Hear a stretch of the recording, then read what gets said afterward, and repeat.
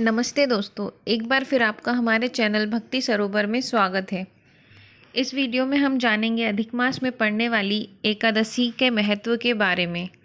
अधिक मास में पड़ने वाली एकादशी का विशेष महत्व होता है। अधिक मास की पद्मिनी एकादशी और परमा एकादशी का व्रत 3 साल बाद रखा जाएगा।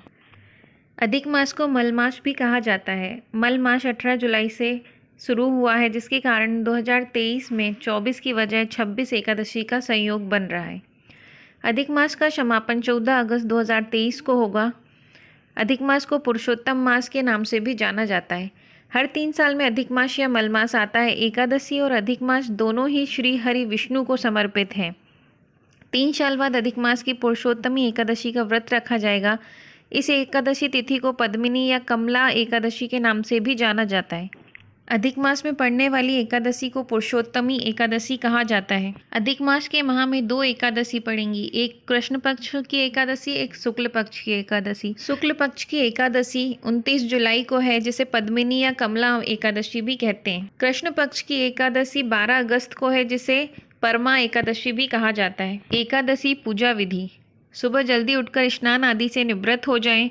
घर के मंदिर में दीप प्रज्वलित करें। भगवान विष्णु का गंगा जल से अभिषेक करें। भगवान विष्णु को पुष्प और तुलसी अर्पित करें। अगर संभव हो तो इस दिन व्रत भी रखें।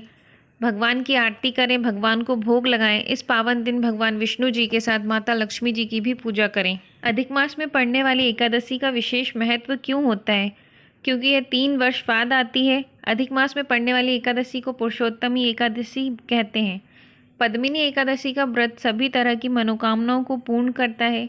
इसके साथ ही यह पुत्र, कीर्ति और मोक्ष देने वाला भी होता है, जबकि परमा एकादशी का व्रत धन, वैभव देती है और पापों से मुक्ति दिलाती है। पद्मिनी एकादशी व्रत कथा: पौराणिक ग्रंथों के अनुसार यह त्रेता युग की बात है। सबसे पहले भगवान श्री कृष्ण ने अर्जुन को पद्मिनी एकादशी की कथा सुनाई थी।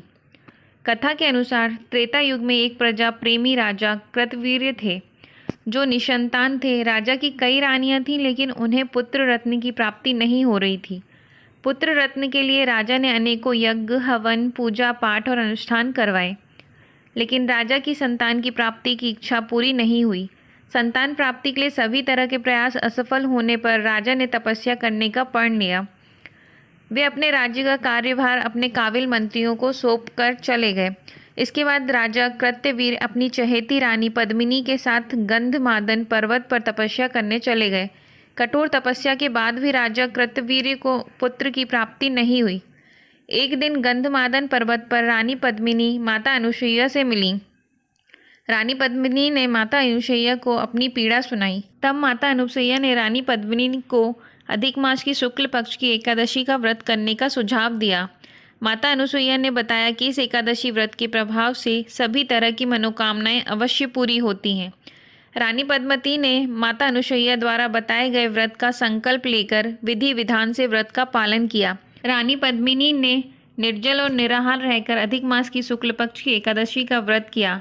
रानी पद्मिनी की सच्ची भक्ति और सेवाभाव से प्रसन्न होकर भगवान विष्णु ने रानी पद्मिनी को पुत्र प्राप्ति होने का वरदान दिया। इसके साथ ही भगवान विष्णु ने कहा कि संसार में अधिक मास की शुक्ल पक्ष की एकादशी को पद्मिनी एकादशी के नाम से जाना जाएगा। कुछ समय बाद रानी पद्मिनी गर्भवती हुई और अत्यंत ही तेजस्वी, बलशाली और योग्य पुत्र को जन्म दिया, जिसका नाम कृत्यवीर अर्जुन रखा गया। बड़े होकर कृत्यवीर बहुत ही कुशल राजा बना। वीडियो में दी गई जानकारी अच्छी लगी हो तो ऐसी और जानकारी के लिए चैनल को सब्सक्राइब करें। धन्यवाद।